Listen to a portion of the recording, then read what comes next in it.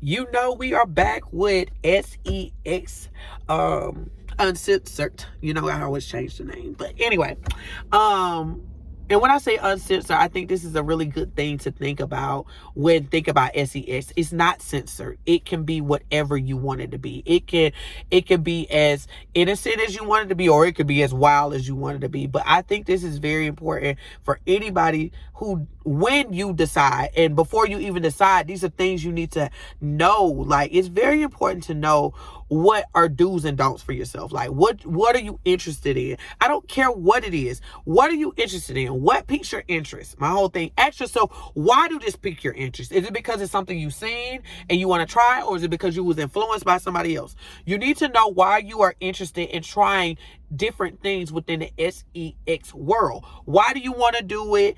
What it's going to do for you?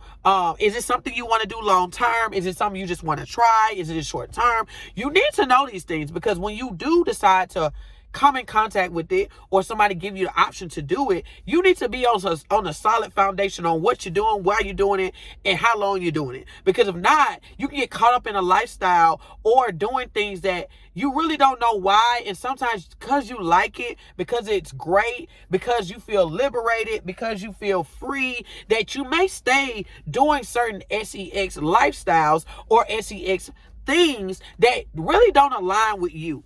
Okay, don't really align with yourself. And when you're not aligned, you're in a bad place. Okay, you need to be very much centered on why you're doing what you're doing. So number one, you can enjoy it. Number two, you can be safe. And number three, you can be educated. You cannot be any of those things if you really don't know why you're doing what you're doing. It's nothing wrong with saying, I just want to try it because it seems like something interesting to do.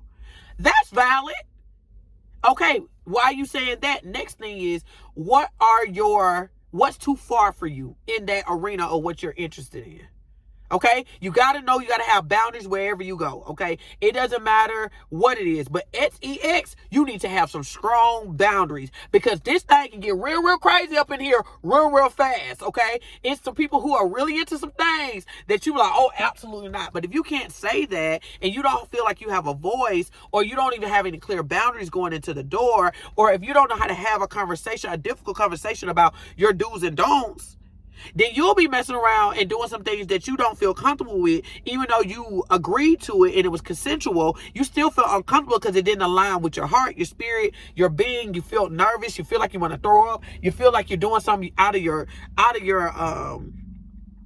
you feel like you're being forced, but you're really not. You got to know, and I'm not talking about every situation, but if you are doing it and you're participating, know that you agreed to it. I'm talking about from those. I'm not talking about from the abuse standpoint. Please leave that out right now. Okay? But if you are allowed, you got to ask yourself, but I'm not feeling this. And if you're not feeling something, say, I'm not feeling this. I thought I wanted to try it. I tried it. I don't like it. And then sometimes you could just reevaluate what you didn't like. It could be the person you don't like doing it with, or you don't feel like that person respects you, or y'all haven't talked about some other things that came up during the act, and things like that. I'm a strong believer in having talks before, but most importantly, having talks after. Like that after S.E.X talk is the best talk. My last recent partners, that was a strong thing that we did. I very much encourage it. I absolutely love it, because you can find out what your partner likes, what your partner don't like. You can also learn something y'all should keep in rotation, something y'all should do every once in a while. Also, you can talk about things that were just that was liberating to the body, feelings, things, different things that you felt, how you felt after, just so much stuff you can talk about. And I feel like it's something that needs to be done, even if it's, this is really for people who are, active with this person for a period of time. But most importantly, whoever you're having sex with, S.E.X with, and it's for more than once, you need to have this conversation. Or you want to do it more than once, you need to have those after talks. Most people don't have the extra talk, the before talks, because they're scared. Most people are really nervous going into the room because they don't know, what if she gonna like my size or not? What if he gonna like my body or not? What if my stuff is gonna stop working on both ends? What if I don't perform up to their par? What if I just get nervous and I don't want to do it? What if it hurts? What if it feels really good? Like what? And I think that's something just to That's why it's important to have pre-talks, and it's also important to have post-talks, because at the end of the day, after going in a room, especially after the first time, you need to talk about what you like, what you didn't like. That person don't know you. They don't know your private parts. They don't know you for real. Like, when you step into that arena, it's a whole nother ball game. So my whole thing is important to have those pre and post talks, and even ask yourself, do that align? What I told you in the beginning, did I stick to that? Why I didn't stick to it? Because some people say they won't do stuff in the beginning, get in the room and do something totally different. You got to ask yourself, why did I go against my own boundaries? Or was that a boundary for another person? And this person, I don't feel like I have to have that hard boundary now, because I feel like that person respects me.